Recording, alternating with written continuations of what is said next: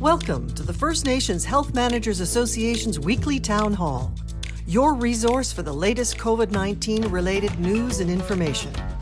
A town hall for us, by us. Over the next hour, you'll hear from health professionals and community leaders covering a range of health topics that impact Indigenous peoples across Turtle Island. Send us your questions to fnhma@ihtoday.ca. We want to hear from you. And now your host, Marion Crow.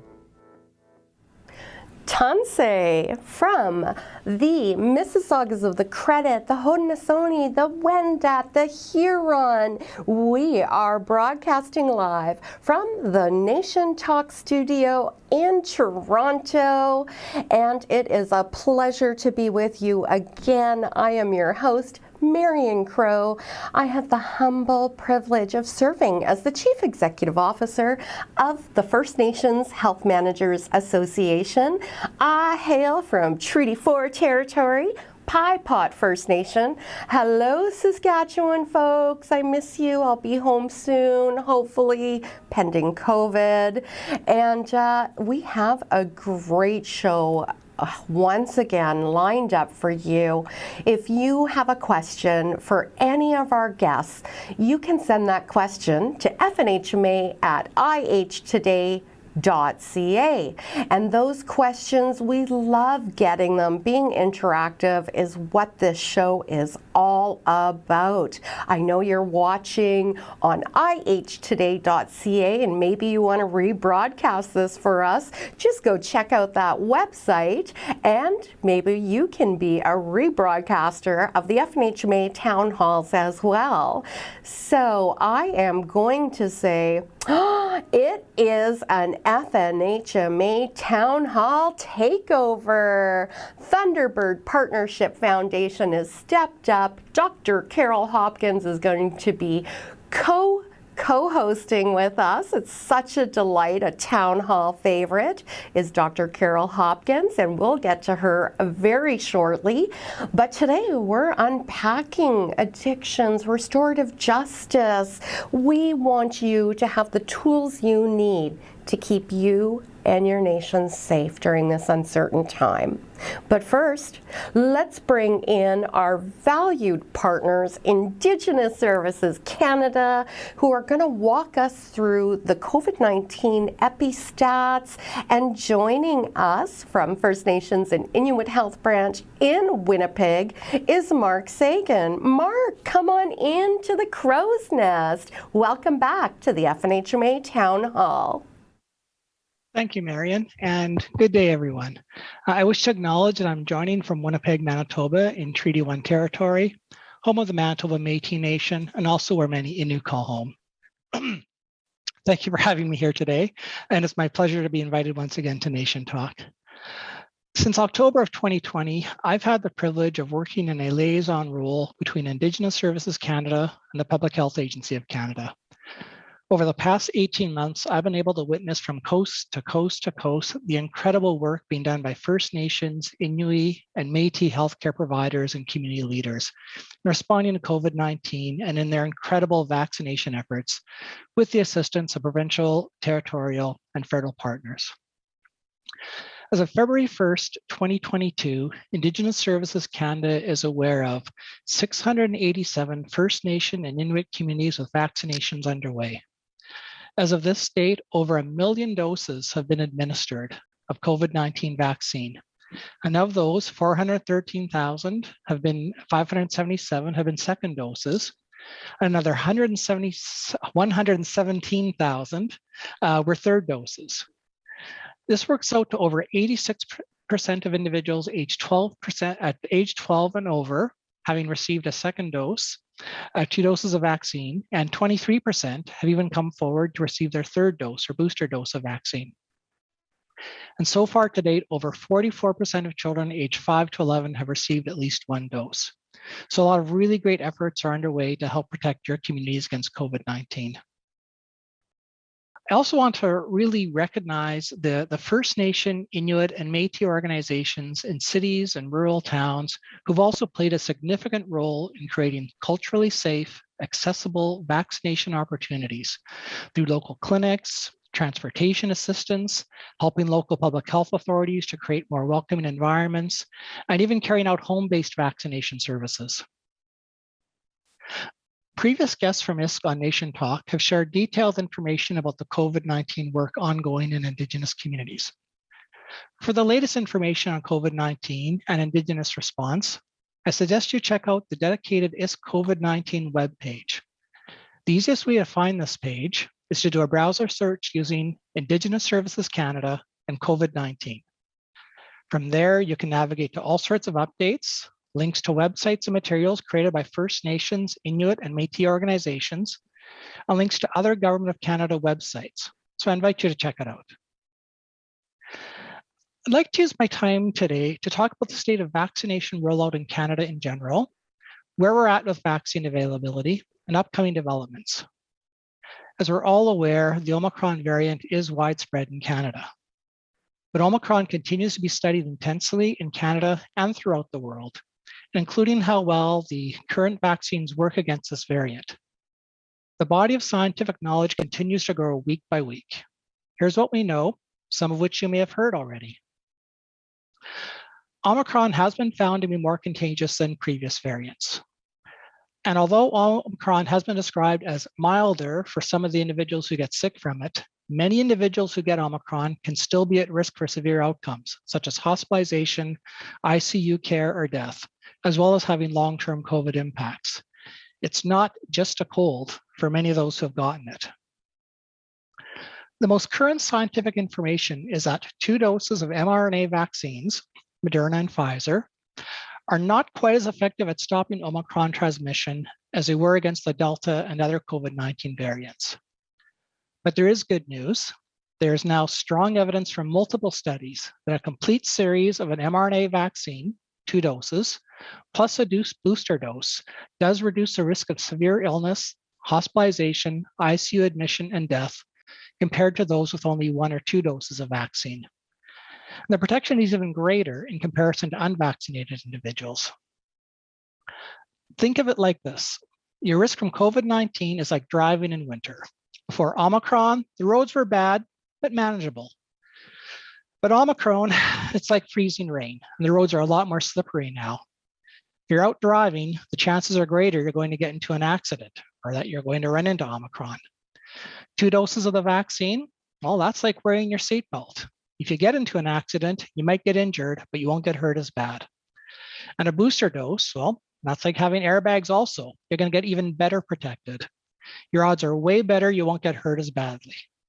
But if you're in the same kind of accident, the person not wearing a seatbelt at all, that's like not being vaccinated at all.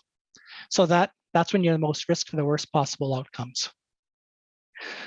So just like wearing a seatbelt, vaccines won't make you invincible, but they really do increase your chances of being less harmed if you get exposed.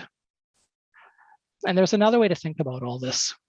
Just because your car or truck has seat belts and snow tires, you still need to drive more carefully when weather conditions are bad. So wearing a mask, social distancing, frequent hand washing, all are protective measures that help prevent you getting exposed in the first place. And remember, driving cautiously not only protects you, but protects those in the car with you and those on the road around you. And there's one more point I'd like to remind everyone of. No matter how bad winter is, it always ends. COVID will be behind us one day. But as everyone here in Winnipeg knows, January is not the time for sun tanning. But spring will come like it always does. So in the meantime, stay strong, stay careful, and take the right steps to protect yourself and others. Remember, a complete vaccination series and a booster dose, once you're eligible, as well as protective measures like masking and social distancing, remain the best means of protecting you and others around you from all forms of COVID-19. It's also the best way of preventing local healthcare systems from being overwhelmed. And a bit more information, one of the more common questions we're hearing is, when will vaccines be available for children under 5? Vaccine safety and effectiveness are taken very seriously by manufacturers and government health regulators, especially for young children. Closely monitored trials are underway by both Pfizer and Moderna. And just last week, Pfizer-BioNTech submitted preliminary data to the US Food and Drug Administration for approval of their formulation for ages 6 months to 4 years. This is the first step of the review and approval process, and we will be watching very closely for when they submit to Health Canada as well.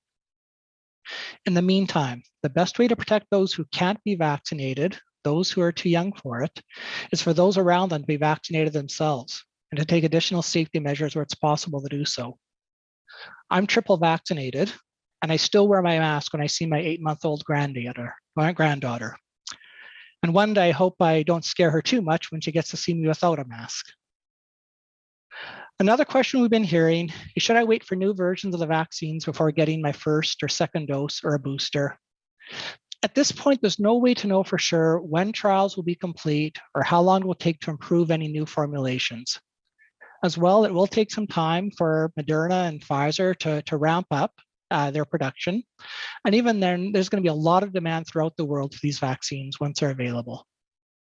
There's sufficient information now that the 2 doses and a booster of the current mRNA vaccines provide very good protection against serious outcomes. If you're eligible to get a booster within your part of the country, we very much encourage you to get it as soon as possible. In other recent updates, the National Advisory Committee of Immunization is now recommending a complete series of Pfizer-BioNTech vaccine to be offered to children 5 to 11 years. Their current dosing interval recommendation is 8 weeks, as it gives the optimal time for to build up the best immune response from the second dose after 8 weeks. But it's also important to consider your own local public health considerations, and we certainly very much encourage you to contact your local physician, your health center, your nursing station, and find out from them what they're recommending for your particular community. If you have questions or concerns, by all means, seek them out from someone you trust from your local healthcare provider, because you as parents ultimately will decide what's best for your children. In other recent announcements, January 28th, 2022, the National Advisory Committee has made recommendations for the use of booster vaccines in regards to adolescents 12 to 17 years of age. At this point, for most adolescents, 12 to 17, 2 doses is considered sufficient for adequate protection. However, those who may have underlying medical conditions or immunocompromised, or those who are belonging to racialized or marginalized communities may want to get a 3rd dose or booster dose, and that is certainly what NACI is recommending for the time being. This would include Indigenous youth in remote and rural communities, as well as urban settings who are recommended for this. Again, just as a reminder, provinces, territories, and your own communities may vary in the eligibility for booster doses based on the local rate of COVID-19 transmission. Some jurisdictions have reduced the eligibility for booster doses, for example, from 6 months down to 5 months due to the high Omicron presence. And this has been applied in some Indigenous communities as well. So again, please work closely with your local public health resources and act accordingly. The other thing I'd like to add is that the guidance from the National Advisory Committee on Immunization is constantly under continual review as new information comes available within Canada and throughout the world. So this is why recommendations sometimes change from what they were just a few months ago, because that's the nature of how science works.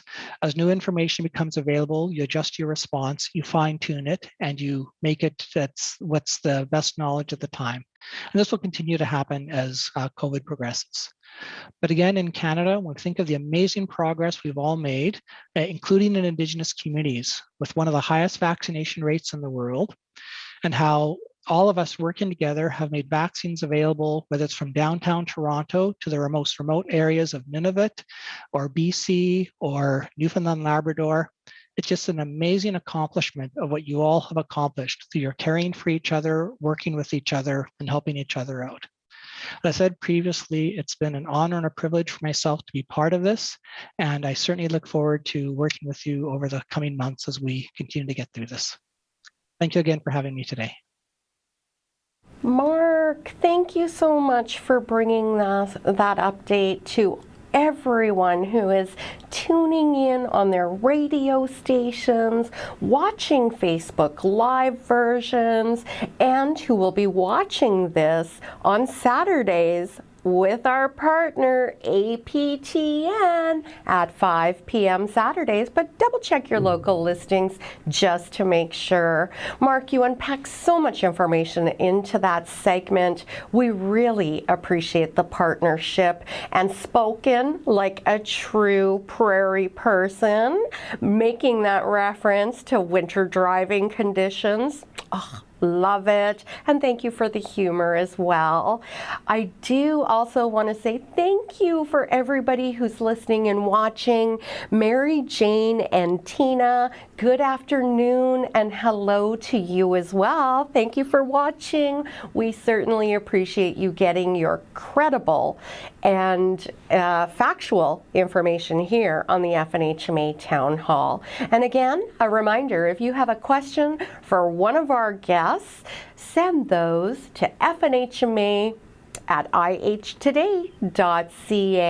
And now it is time, like I said, to bring back an FNHMA Town Hall favorite, and that is the amazing executive director at Thunderbird Partnership Foundation, who are taking over the town hall and giving us credible, reliable, factual information.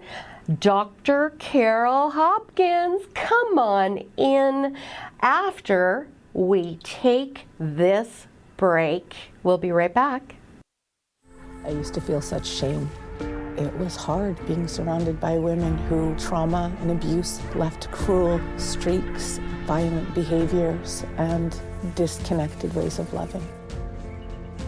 And now I'm freeing myself from that shame. This is where our societies, our circles, our connection to the land comes in. Learn to be kind to yourself and to others. There's lots of bullying at the school that I come from.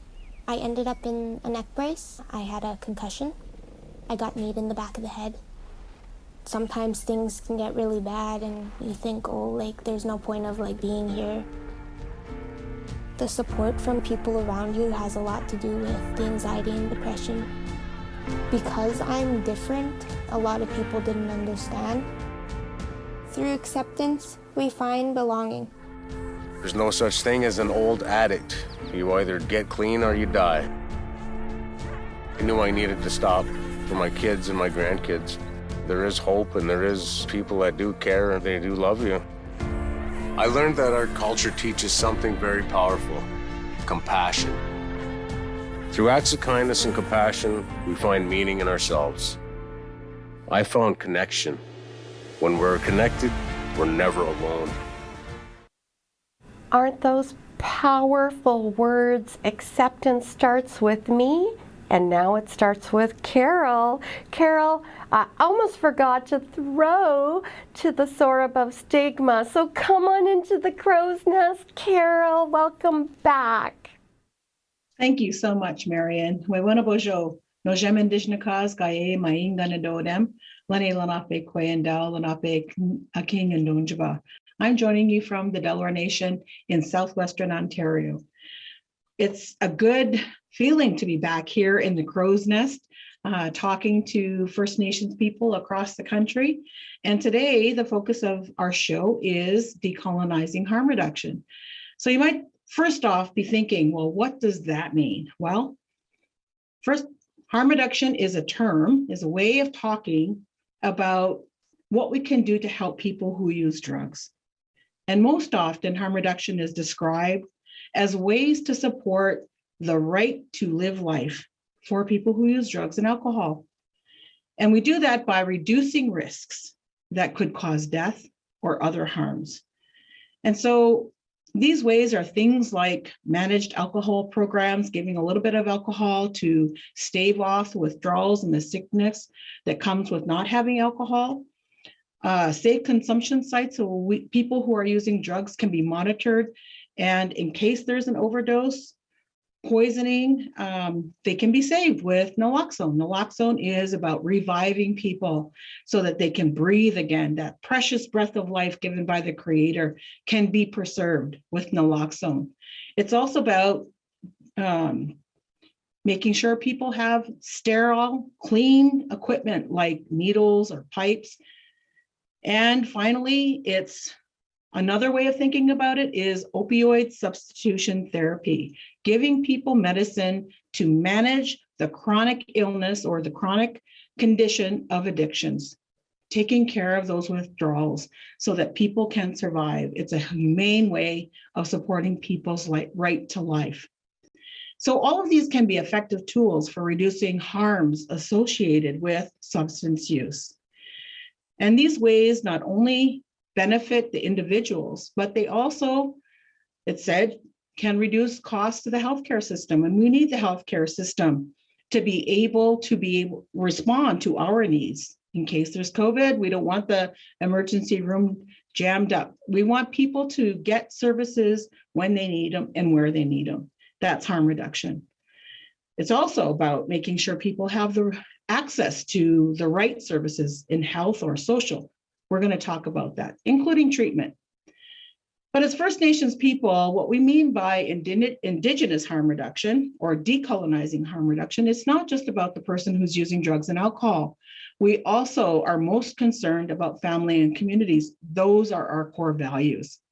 So to reduce harms for people who use drugs and alcohol, we have to think more broadly, not just about the drugs, not just about the person who's using drugs, and all of our anger that we might have, frustration, sadness, because we see them in a certain way, causes us to feel sadness. We can't just focus on that. Our teachings say we have to focus on the strengths of people, and that starts with thinking about harm reduction, Indigenous harm reduction, as a way of life. It's grounded in our values, it's grounded in our relationships. It's using what we know from our culture and our cultural practices, our relationship with land, and asking ourselves, what have I done about my relationship with my family, with my community, that makes a place for everyone? So today, we're going to share with you some important tools and resources for wellness. And we have two amazing speakers who are going to share more about what it takes to support Indigenous harm reduction as a way of life. Our first guest, and Ogichida, that warrior for peace, is Jonathan Pelche. Over to you. Good afternoon, Carol. Thank you, and thank you, Marion. I just want to firstly say that I'm very honored to be part of this discussion today. Harm reduction is very near and dear to me. Ari Bonjour. My name is Eagle Spirit from the Deer Clan. I walk with the bear. My home is Wikwemikong. My given name is Jonathan Michael Pelche, and I'm a reintegration worker for the Wikwemikong Justice Program. My focus is to support our band members with the reintegration process after a period of incarceration. Our goal is to lessen our band members' involvement with the criminal justice system with the hopes that they don't return to prison. Our mission is to decrease the overrepresentation of Indigenous people in the Canadian prison population. Now, I can tell you that it's over 30% today. And that is alarming. And I just want to also say that this reintegration job is also near and dear to me. Reintegration and harm reduction, for me, are very interwoven. Having been a former addict and a former prisoner, I can tell you that I know the stigma surrounding being an addict and a prisoner. But for myself, today's topic of discussion is harm reduction, specifically decolonizing harm reduction. And before I share my approaches and how I guess I decolonize myself through the process is, I'm just going to give you a little bit of history of my struggles and my accomplishments through this recovery. So anyway, I was really hesitant to partake in harm reduction, especially opiate replacement therapy. I had been an addict for nearly 25 years before I decided to walk through the doors of our community opiate replacement clinic here. And it was then that I was hesitant. Even in the height of my drug addiction, I did hear a lot of bad things about methadone clinics, and I didn't see any progress from the circles that I was walking in. But I can tell you that a big part of my decision to partake in opiate replacement therapy was my son. My son is 29 now, and when he was 18 years old, he overdosed in Sudbury at a Tim Hortons. And he had to be revived twice on his way to the hospital. And, thank the Creator, he's still with us.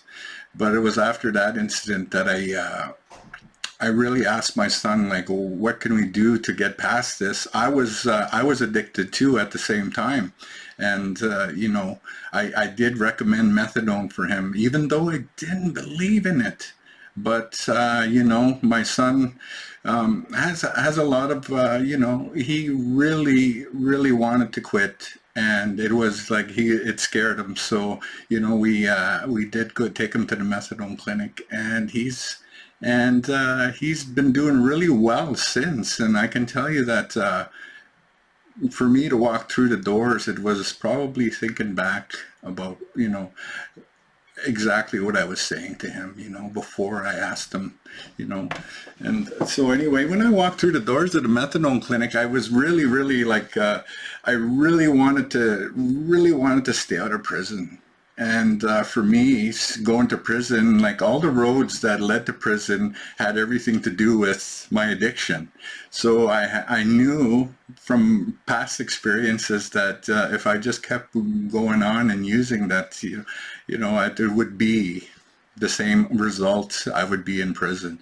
But anyway, it wasn't until I was on a stable dose and I started to add positive activities into my day, and one of them was attending the adult education program here in the community.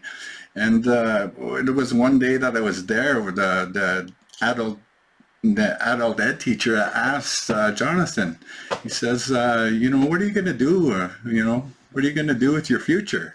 And I told him, I really don't know. I don't know. I was a diamond driller in the mining industry for years, but I really don't know. And then he goes, well, you have to find your niche, Jonathan. And I said, niche? What? Excuse me? And he said, well, niche is something that you're good at, something that you're very knowledgeable of, and maybe even skilled at. And, you got to find your niche. And, I really, really pondered that question for quite some time after that day. And I asked myself daily, like, what's my niche? What's my niche?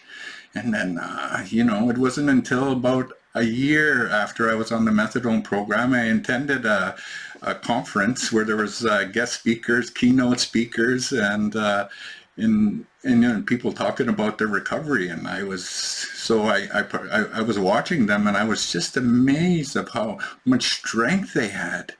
And how much, how much courage they had to stand in front of a crowd and expose themselves and tell the crowd all about, their experiences. And a lot of them weren't good experiences. And I could relate with that. I honestly could. But I did admire that strength and their voice and their empowerment. And I wanted some of that. I really honestly did. And so that's what I did. And one of the quotes I took away from that day, one of the keynote speakers said, "You don't need a degree or a diploma to be an advocate, to be a voice for the people that don't have one." And that one really, really impacted me. Just that quote alone. So I started being more active in the community, and one of the activities that I was spearheaded was Prisoners Justice Day with the Wakankan Justice Program, and spearheading that and being a part of that, I was one of 4 speakers, and that really, I start to feel that empowerment. I start to feel that strength and that courage. But not only that, I start to feel the humility, because my stories used to be, glorified. I used to glorify my behavior. I used to glorify my addiction. I used to glorify prison. But one of the things that I stopped doing was glorifying that. And I started to talk about the impacts on me, on my family, on my community. And, it was, and I couldn't have done that without my mother, because when I got released from prison in 2011, I was living in Montreal with her, and I was struggling to find a job and struggling to find my footing. And, I felt like I was stagnant and stuck. And I felt like I would never, I didn't have a future because of my, my criminal record and my addictions, and, the stigma was holding me down. It really was. So anyway, my mother told it to me. She says, Jonathan, you have to change the narration of your story. You can't always say that, you've lived a hard life, you've been to prison, nobody's ever going to give you a chance, And she goes, that is true. You have been, and you're going to have a lot of resistance. But, that doesn't mean you can't change. You just have to think about the narrative. And I said, okay. And that's what really, really brought it up to the surface for me. And one of the things that really brought it to the surface too with storytelling is the teachings. My involvement in the community was attending teachings, attending ceremonies. And I'm not a full traditional person. I do, I do smudge, and I wish I did smudge daily, but I do pray daily. And one of the things that, like I said, was one of the things I discovered was that within the 7 sacred teachings was honesty is free, and dishonesty comes at a price. So I really, really thought about that, and I really thought about, okay, I really have to make honesty a truth in my life. And, that's what I did. And when I made honesty a truth in my life, things started to look up, things started to fall into place. And one of the things too that I really, really, really thought was awesome about it is that I started to experience all the rest of the teachings. I found love. I became humble. I have a lot of respect for people and for our community. And I couldn't have done it without our community, because Wiki is a mother to us all here in our community. And I really honestly believe that. And the people that believed in me, and I couldn't have been in this position without honesty. Honesty was the biggest thing for me. And it was one of those things where it never worked for me to be honest about my past before, my criminal record. It never worked for me. But I can tell you that going back to the teachings, now I know I don't have a lot of time here, but let's just get back to my niche. Now my niche, what I discovered is my experience, my journey, and it has become my wisdom now. So, that's one thing that I absolutely have to tell people out there is, let's not let our history be our dysfunction. Let it be our strength. And yes, absolutely. And I would just like to say, the next speaker up, he believed in me. He believed in my story. And I owe him a great big thank you. And thank you, Carol, for listening to me today and having me part of this discussion. All my relations. Wow, what a powerful story, Jonathan. I loved the seeds that were planted through all of your relationships, the things that made people said to you, took the time to say, the questions they asked that made you think about the possibilities for your future. What a powerful act of kindness to take the time and say, well, where are you going in the future? or you can change your story, Jonathan. You have the power to do that. And thank you so much for sharing the power of our own knowledge and our teachings. Hats off to you. I just, raise my hands in celebration as you were talking. And just like you said, we have another powerful leader. And when I say powerful, he too is not afraid to use his voice for the people because he cares. And so Tim is going to share with us from a community perspective what it takes to support harm reduction. Over to you, Tim. Thank you, Jonathan. Stay for the questions and answers, please. Wow, Ani Chimigwech. I'd just like to thank everybody for allowing us to be a part of this speaking today. I'll introduce myself as my spirit animal, my spirit name that was given to me. It was Skunagik, and my clan is the Mangandodem. I'm calling in from Wikwemakansita territory, the home of the Odawa, Potawatomi, and Ojibwe, which comprises of the Three Fires Confederation. So I just want to start off by saying Chimigwech to Nation Talk and First Nation Mental Health Authority for allowing us to speak at this Town Hall Speaker Series. One of the things I want to start speaking on is, again, congratulating and thanking Jonathan for his kind and powerful words. This is what makes our work very rewarding when doing this educational piece, education awareness, all around harm reduction approaches at a community-based level. A little background of how I got into this work. Started years back in 2008 working in our social service department and really recognizing some of the challenges we were having at a First Nation level addressing opioid dependency addictions in our community. One of the challenges and barriers at that time was a lack of understanding of what harm reduction is in a community setting. We tend to view our recovery beliefs from previous years as abstinence-based treatments. But knowing about the different types of substances of misuse currently, opioids is a very difficult substance to overcome when you're really fully dependent on it. So back in 2013, our chief and council put together a working group to look at how we could address opioid use in our First Nation community.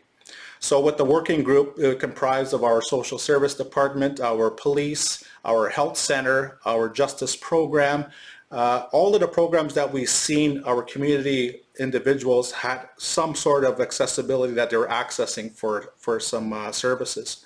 So when we put this all together, we looked at how we could do collectively a case management model on how to address opioid dependency when instead of the individuals going door to door and getting the runaround for services.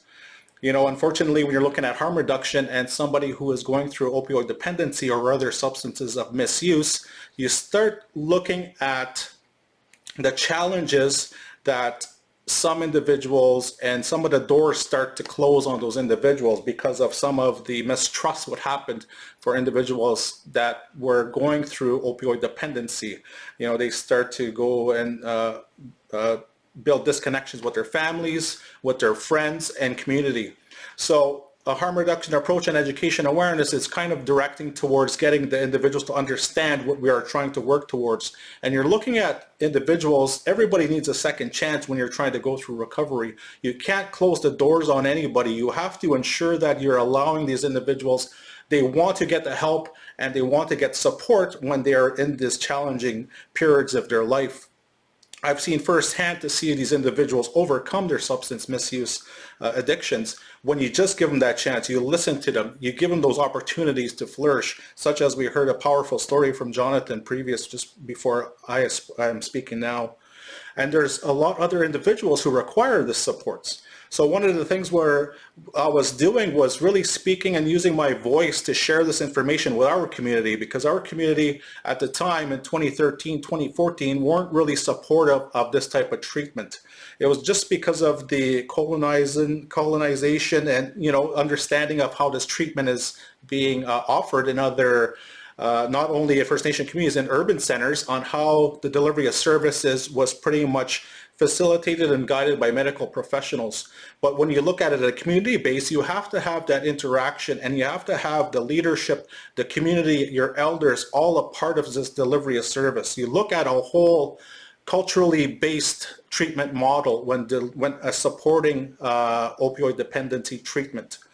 It's still unfortunate that we are having a very challenging time when working with opioid dependency, because again, it's just the misunderstanding of what's happening and the lack of coordination and communication between all parties that are involved with this type of treatment. So when I was working on doing this and doing a lot of speaking engagements in my community, I did a lot of community engagements at our local, at our arena and at little town halls, doing a lot of speaking engagements, more education awareness to get our community to understand what we are trying to do and support individuals requiring this type of service. It was very challenging. You know, we had times where community members would set up petitions not supporting this type of initiative. And one of the great things about this was I encourage those people to participate in these discussions, because that's who I want to listen to, hear what we are trying to promote and support individuals that require this type of service delivery. I was actually said, this one individual said to me at one time, there's people who have petitions, they're going to come to this gathering. I said, perfect, that's who I want to be here. That's who I have to get this out to. This is who we need support. And unfortunately, at times you start to recognize you don't really get so much support unless it affects our families personally. In our First Nation communities, we are all very close. We are all family orientated. And you know, unfortunately, substance misuse disconnects this with our families.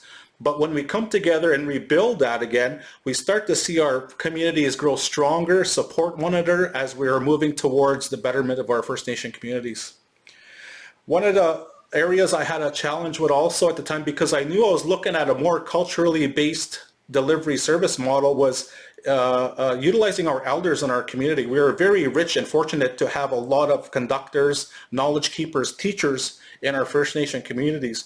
And one of the things I'd like to stress and say is we need those individuals to support all of our areas of moving forward with substance misuse. You know, one challenging point I had when doing this work was not allowing some of the individuals accessing this type of treatment to participate in their ceremonies, to participate in their gatherings, because they had to be abstinent. And one of the things is I spoke to one of the conductors, I said, just allow them to participate. They want to get well. They're working to get well. They are not misusing the substance. They're using an opioid antagonist treatment, methadone maintenance or Suboxone or buprenorphine, to stabilize them. They are not misusing substances. That is just to support them and get them over this, and they need this extra support. So that one conductor opened his arms and he allowed people to participate in a ceremony. And by him doing so, it opened the doors for other conductors in our First Nation community to allow individuals to come and access their services, to attend sweat lodges, to attend ceremonies, to attend teachings. We brought the knowledge keeper directly to the treatment clinic, and he actually seen the people coming in, and actually they were requesting for his help for the counseling component. So I'm not saying Western ways of counseling is a way we should be going, but you have to incorporate both, using Western and our traditional knowledge keepers, both of them working together when working towards the betterment of our First Nation community members. When I seen that change, I really recognized a lot of the individuals in the program really became more grounded, really began to understand their purposes in life, really understanding the culture, the rich heritage of our First Nation communities, because when you're going through substance dependency, you tend to lose that. And having our knowledge keepers a part of this journey in recovery for First Nation communities, it shows that it focuses and betterments our First Nation members who require the supports.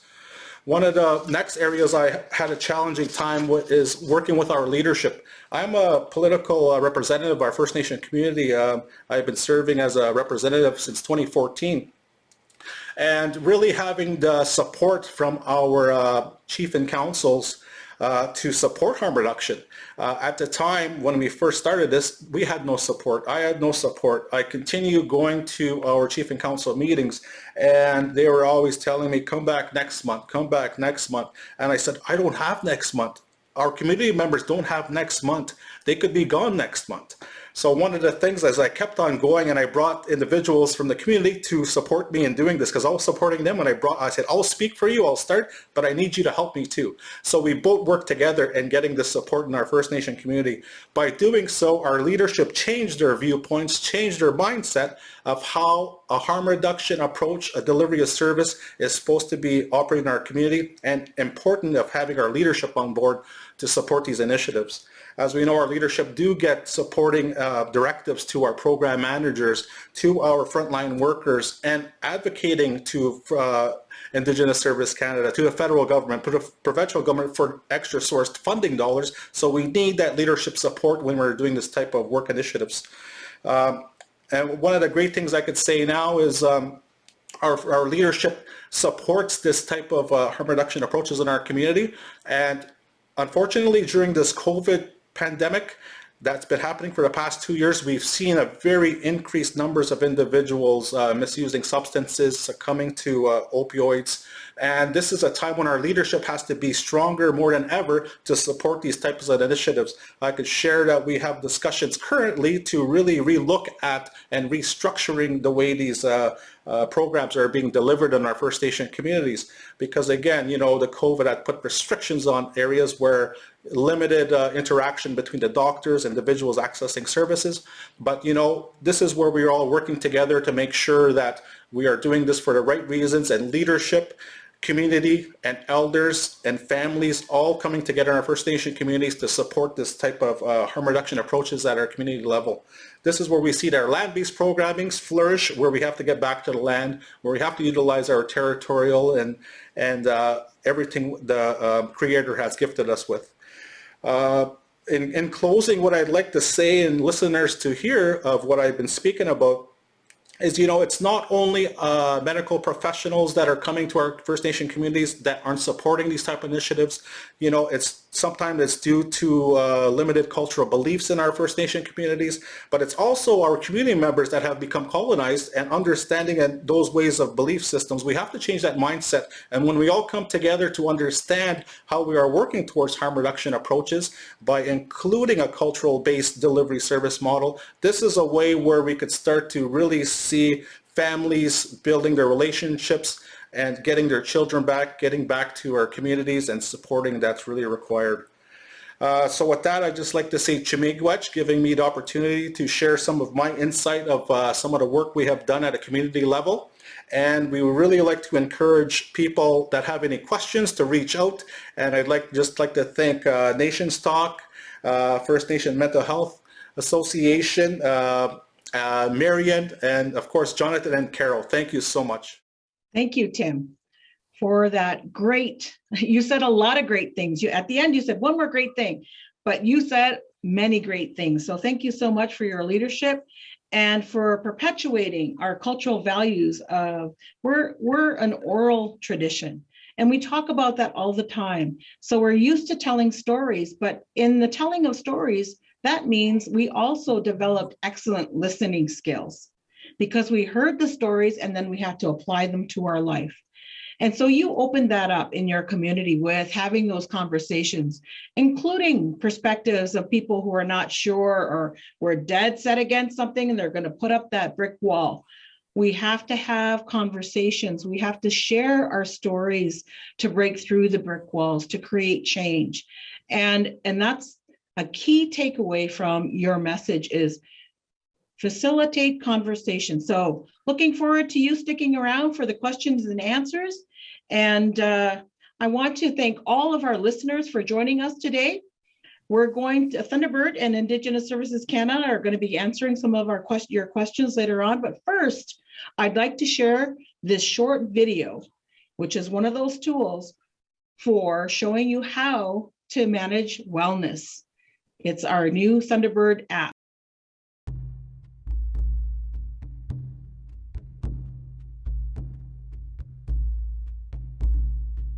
Thunderbird Wellness is a new app developed by the Thunderbird Partnership Foundation.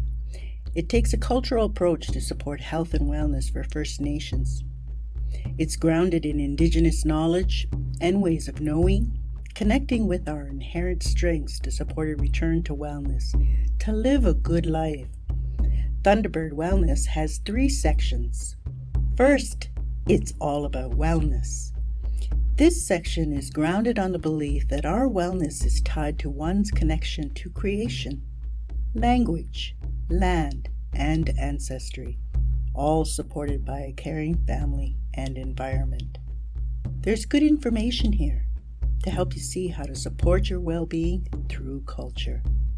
There's a daily reflection in this section where you can explore ways that support your wellness and connect to cultural ways of knowing. Your answers are only stored on your device, so they are completely private.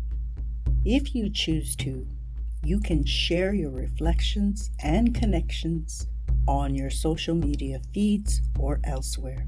Everyone gets the same questions each day, so people can share reflections on the same subjects together. Thunderbird Wellness also has an interactive drum, which you can hear when you shake your phone or tap the drum image on your device. As you drum, the app will share concepts about what culture is. The next section is about substances. Here you can find reliable information about opiates, methamphetamines, cannabis, and other substances. You'll learn how these drugs can affect your behavior, impact your well-being. Some can even change how your brain works. The third and final section is surveys, where you get to share your thoughts. Thunderbird surveys are for First Nations adults and youth. They help improve what we know about the real-life impacts of opiates and methamphetamines. Your answers can inform prevention, treatment, and harm reduction strategies, as well as funding equity challenges and crisis management at the community and national levels. All survey responses are combined to produce a national snapshot of the impact of opiate and methamphetamine use on First Nations people and communities. The Thunderbird Wellness app features light and dark modes. It's in both English and French. It supports text scaling for those who require it. The app is free and can be downloaded today on the App Store and Google Play.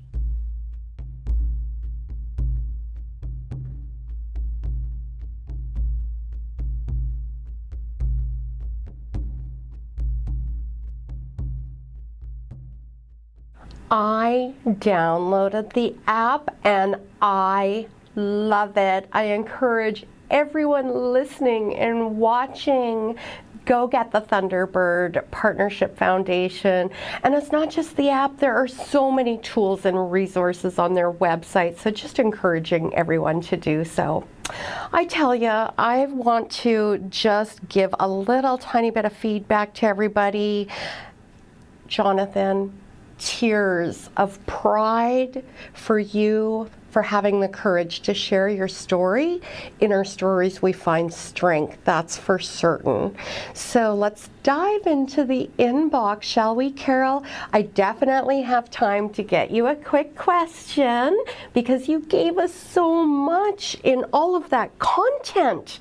My goodness, I think half the questions are already answered. But Carol, let's chat for a few minutes while we have the time about the lack of resources. Like, I love Wiki. Wiki represented today, and thank goodness for those services that saved Jonathan's life. What can you tell us about getting programs to our nations outside of Wiki and others who have centers where we can seek support for our mental wellness, addictions? Tell me about that, Carol. Well, the Honoring Our Strengths Renewal Framework and the First Nations Mental Wellness Continuum Framework are provide good guidance. And so from inside the First Nations community, we heard through Jonathan's story and Tim's sharing how important it is to work across programs and services in the community to collaborate and build that understanding. But when we want to apply many aspects of harm reduction, tools and resources, it requires help. And Tim talked about that. We need, more funding at the community level so that the community has the capacity to hire the workforce, to do the outreach, to go out and have those conversations with people who have maybe taken on shame. Jonathan talked about, his mother encouraging him to change the narrative. Well, he was changing the narrative from that place of shame. I don't belong. No one's going to help me. That's every person who is using drugs and alcohol. They're not going to go running down to the health center and say, here I am, I want some help, because they're afraid that they're not going to get that help. And so we need outreach. We need people to be able to go out to the homes and around the community and have those important conversations to connect and help people. But we need funding to hire that workforce, to provide supports to them. And that is funding from the local health authorities, provincial governments, federal governments. It doesn't matter where it comes from, but it has to be at the community level. And we need resources to enable the connection between nurse practitioners, nurses, physicians working in addictions medicine, and our cultural practitioners, our elders and knowledge keepers that Tim talked about, to be able to have conversations with the community government, the chief and council, to help build their understanding about all of the different options available to us. We're in a time, a very, very critical time, that far exceeds what we are experiencing as First Nations with COVID. We're experiencing another public health crisis, and that's all of the deaths that come along with no access to services, not enough funding in our communities so that they could build up a response using their own knowledge and their own culture. We need more resources at the community level. But I also want to tell you a little about treatment centers, because they're making a difference too. Carol, let's save the treatment centers for the next show. I am so sorry that flew by like the wind. And with that, I want to say thank you so much to all of our guests for your bravery, courage, and until next time, stay safe. Hi, hi.